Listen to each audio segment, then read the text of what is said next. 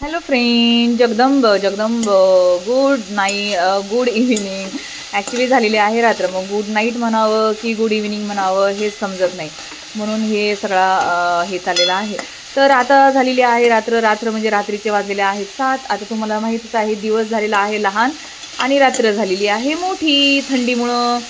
थंडीच्या दिवसांमध्ये तर आता मी करत आहे मटकी, मोड आलेली मटकी, आणि इथे मी टाकलेलं आहे गरम पाणी उकळण्यासाठी. तर याच्यामध्ये सुरुवातीला मटकीची भाजी कशी केली मी क्विक तुम्हाला रेसिपी सांगते. सगळ्यांना तर येतच असेल, पण माझ्या पद्धतीने मी कशी करते ती पद्धत तुम्हाला शेअर करावीशी वाटली, म्हणून मी कॅमेरा व्हिडिओ ऑन केला आणि तुमच्यासोबत ही रेसिपी मी शेअर करत आहे. तर सुरुवातीला मी टाकलेलं आहे याच्यामध्ये तेल टाकलेलं आहे, त्याच्यामध्ये कांदा चिरून टाकलेला आहे एकदम बारीकसा, त्यानंतर टोमॅटो टाकलं आणि त्यानंतर लगेच सॉरी परत पहिल्यापासून की याच्यामध्ये मी टाकलेला आहे पहिल्यांदा जिरी मोहरी तेलामध्ये, कढीपत्ता आणि त्यानंतर बारीक चिरलेला कांदा, त्यानंतर मी टोमॅटो टाकलं आणि मग मटकी टाकली आणि मटकी आणि मीठ टाकलं आणि अशा प्रकारे त्याला छान आता मी अशी परतवतीये. आणि इकडे तोपर्यंत आपलं पाणी गरम करायला टाकलेलं आहे, का तर मटकीमध्ये गार पाणी टाकलं त्याची चव जाते, म्हणून आधी गरम पाणी टाकायचं त्याच्यामध्ये. आणि मग आता मी मसाले टाकून घेते छानपैकी. आपल्याला वाटलं की मटकी परतलेली आहे, छान झालेली आहे, की मग टाकायचं अशा प्रकारे हळद, त्यानंतर टाकायचं आहे आपलं घरचं काळा मसाला, त्यानंतर टाकायचं आहे आपलं लाल तिखट 1 चमचा. जेवढे मसाले तुम्हाला हवे आहेत, जेवढे तुमच्या घरी तिखट खातात कमी जास्त प्रमाणामध्ये त्यानुसार आपण तिखट टाकायचं आहे. आता आमच्या घरात ना फार तिखटही खात नाहीत आणि फार मिठाचंही खात नाहीत. आमच्या अन्वीचे पप्पा आणि अन्वी दोघेही फार तिखट आणि मिठाचं असं काही खात नाहीत. तर अशा प्रकारे मग मी ते टाकलेलं आहे. अण्णा आमचे ते तंबाखू खातात, त्याच्यामुळे त्यांना ते चुन्यामुळे त्यांना काही गोष्टी तिखट लागतात आणि मीठ त्यांना कुठल्याही भाजीत किती टाकलं तरी कमीच लागतं. आणि मग अशा प्रकारे छान परतलं की त्याच्यामध्ये टाकायचं पाणी, आणि पाणी टाकून मग आधी गॅस बंद करायचा, मग पाणी टाकायचं छान प्रकारे, त्याला असं हे होऊ द्यायचं. गरम पाणी आपल्या अंदाजानुसार टाकायचं आणि शेंगदाण्याचा कूट टाकणार आहे, तो मात्र मी मिक्सरमध्ये कूटच घेणार आहे. पाणी टाकून त्याला थोडंसं प्युरी बनवणार आहे आणि मग तो टाकणार आहे. तर कसा तो पहा.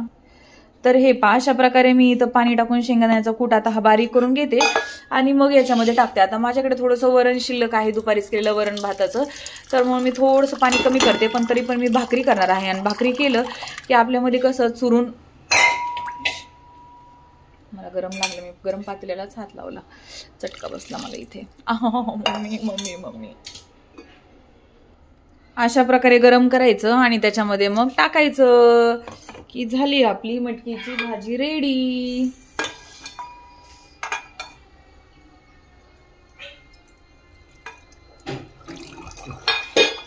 अशा प्रकारे त्याला छान हलवून घ्यायची.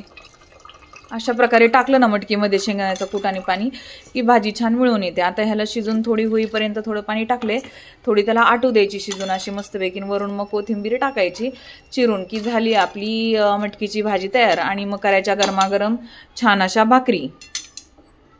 आणि एक थोडीशी टेस्ट घेऊन पाहायची की आपल्याला भाजीमध्ये मीठ आहे का नाही, की टाकलंच नाही आहे. कधी कधी आपल्याकडून मीठ विसरून राहतं भाजीमध्ये टाकायचं. जसं की माझ्याकडून सकाळच्या डब्याच्या भाजीला मी जी फ्लॉवरची भाजी बनवली होती त्याच्यामध्ये मी मीठच नव्हतं टाकलं. तर आमच्या मिस्टर दिघे साहेबांचा मला मेसेज आला, नो मीठ इन सब्जी. आता फ्रेंड्स, आपली मटकीची भाजी उकळत आहे, तोपर्यंत भाकरी करायला अजून थोडासा उशीर आहे, का तर मला गरमागरम भाकरी करून द्यायला आवडतात. का तर सकाळी आपण डब्यामध्ये जी शिळं नाही, पण आपण डब्यामध्ये असं थोडंसं थंड झालेलंच खातो. तर म्हणून म्हटलं मग तुमच्यासोबत तोपर्यंत काय करावं. तर तोपर्यंत मी आज लॉंग व्हिडिओ काढत आहे ना, त्याच्यामुळे आज थोडंसं मग म्हटलं चला तुमच्यासोबत शेअर करावं.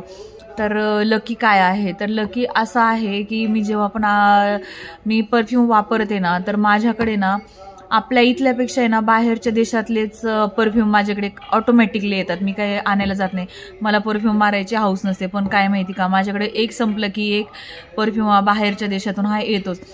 जसं की सिक्रेट सॅन्टा होता लास्ट इयर, तर माझ्या फ्रेंडनी तिचे हस्बंड गेलेले बाहेर, तर त्यांनी असे आणलेले. तर तिनं मला सांगितलं होतं की आणलेला आहे मी, आणलेले परफ्यूम, मग तुला एक देते सिक्रेट सॅन्टामध्ये गिफ्ट म्हणून. तिनं मला हा परफ्यूम दिलेला. आणि इतके सारे परफ्यूम होते की याचा नंबरच नाही लागला मारायला ॲक्च्युली हा परफ्यूम हे करण्यासाठी. मग आमच्या अन्वी खेळायला वगैरे यूज करते असे परफ्यूमच्या बॉटल्स वगैरे, पण संपल्यानंतर करते. मग त्याच्यानंतर किंवा ती कशावर पण मारते, मग कपड्यांवरती वगैरे नाही वापरायचे वगैरे. त्याच्यानंतर हा माझ्या दिरांनी आणलेले आहेत, म्हणजे त्यांनी अजून 2-3 आणलेले आहेत असे. तर त्यांनी हा जर्मनीवरून आणलेला हा स्प्रे असा. नंतर हा पण एक शिल्लक आहे थोडासा. आणि हा आहे तो आमच्या काकू आहे. त्याचं विशेष असं आहे की इतका मी हा स्प्रे केला, इतका स्प्रे केला कंटिन्यू, जवळपास 1-2 वर्ष झालं मी हा परफ्यूम यूज करते. का तर ज्या वर्षी दिलता त्याच्यानंतर 1-1.25 वर्ष झालं काकू आता US परत जाऊन, आमच्या शेजारी समोरच्या काकू आहे त्या US त्यांचा मुलगा राहतो ना, तर ते त्यांच्याकडे जाऊन आता 1.25 वर्ष झालं. तर ते लास्ट टाईम आलं त्या लास्ट इयर, तेव्हा त्यांनी मला दिलेला आहे. इतका मी याचा यूज केला तरी पण हा संपत नाही आहे. आणि ते आता परत माझ्यासाठी परफ्यूम्स घेऊन आलेले आहेत. त्यांनी अजून काही दिलेले नाही आहेत, पण ते घेऊन आलेले आहेत. तर अजून हाच संपलेला नाही हे पा. अजून हा किती मी सगळीकडे परफ्यूम स्प्रे केला तरी पण हा एवढा स्प्रे अजून शिल्लक राहिलेला आहे परफ्यूम. तर हा खूपच म्हणजे याच्यामध्ये काय भरलं आहे मॅजिकल काय माहिती. आणि हा जो आहे तो काही ऑनसाईड वगैरे नाही, पण हा विशेष असा आहे की आमच्या मिस्टर दिगेंच्या क्रिसमसलाच आणलेला त्यांनी हा मला ॲक्च्युली दिलता गिफ्ट. तर न्यू इयरला गिफ्ट दिलेला त्यांनी. त्यांच्या ऑफिसमध्ये जे लागतात ना, जे हे लागतात ते फ्लिप मार्केट लागतात, तर तिथून त्यांनी त्यांच्या चॉईसचा बनवून घेतला होता हा. त्याच्यासाठी हा विशेष म्हणून मी दाखवते. तर त्यांनी हा त्यांच्या चॉईसने असं छान असं बनवून घेतलेला. तर असे स्प्रे आहेत माझ्याकडे. मला असं फार काही मारायचा छंद नाही आहे, पण तुम्हाला एक सांगावं म्हटलं की किती ना कसं असतं की आपल्याकडे एखादी वस्तू यायची म्हणजे मग ती कशी पण येते. मग हे ऑनसाईड हा एक बाहेरच्या देशातला आहे, हा एक बाहेरच्या देशातला, हा बाहेरच्या देशातला आहे. आणि आपल्या इंडियातले अजून 1-2 परफ्यूम आहेत, ते नाही शेअर केले मी, पण आपले जो आहेत ते. पण हा केला का तर हा त्यांनी कस्टमाइज करून घेतला होता, म्हणून मग मी हा एक शेअर केला. आणि अशा प्रकारे मग आहेत माझ्याकडे परफ्यूम. तर तुमच्याकडे कोणते कोणते आहेत ते प्लीज मला कमेंट सेक्शनमध्ये सांगा नक्की. आणि चला आता आपण बघूयात भाजी कशी झाली आहे आपली. हे पहा, अशा प्रकारे आपली मटकीची भाजी उकळत आहे.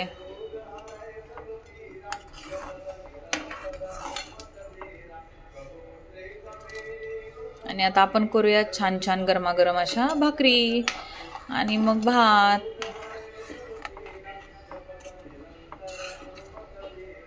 हे पहा, अशा प्रकारे आपली गरमागरम भाजी तयार आहे मटकीची. आता थोडी शिजली की त्याला बंद करायचं. अशा प्रकारे त्याला तर्री कट काय जो आहे तो आलेला आहे. आता याच्यामध्ये जर तुम्ही फरसाणा शेव टाकला ना आणि लिंबू पिळलं की ही भाजी खूपच यम्मी लागते, एकच नंबर अशी लागते खायला. तुम्ही एकदा करून बघा. याच्यामध्ये तुमच्या घरी शेव फरसाण काही अवेलेबल असेल तर तो टाकायचा, किंवा आपला चिवडा असतो ना चुरमुरे वगैरे, ते टाकून ही भाजी खाल्ली तरी लिंबू पिळून खूपच सुंदर अशी लागते.